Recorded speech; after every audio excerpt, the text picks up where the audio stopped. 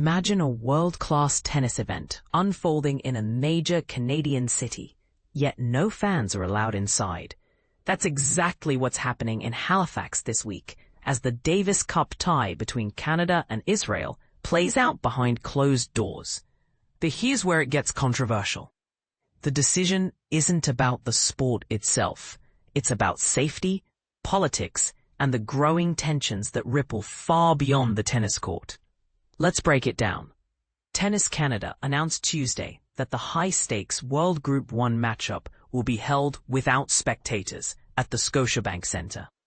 The move comes after the organization consulted with the International Tennis Federation, ITF, and received alarming intel from local authorities and national security agencies.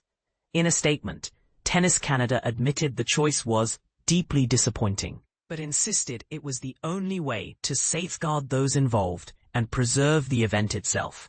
And this is the part most people miss. This isn't just about logistics.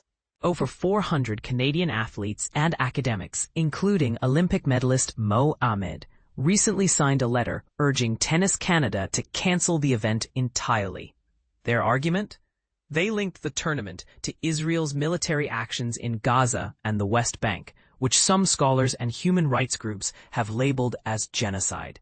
Palestinian health officials report nearly 63,000 confirmed deaths in the region, a figure that adds weight to the protesters' claims. Tennis Canada's response was measured but clear. We acknowledge the ongoing and deeply complex situation in the Middle East.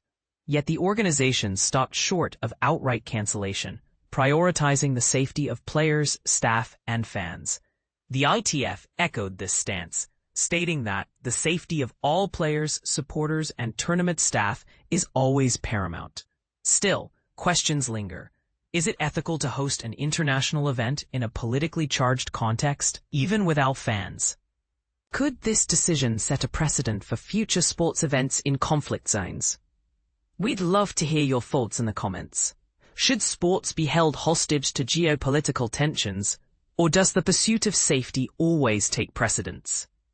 Meanwhile, practical details remain in place. The matches scheduled for Friday and Saturday will be live-streamed for public viewing. Ticketmaster sales were abruptly halted by noon local time, with refunds promised to affected fans. And off the court, Halifax residents are planning a march for Palestine to coincide with the tournament, a silent protest that underscores the event's far-reaching cultural impact.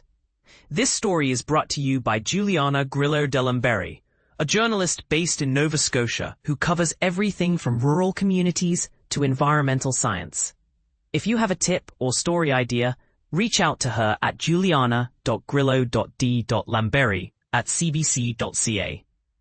With reporting from the Canadian press, this is your window into the intersection of sport, politics, and public safety.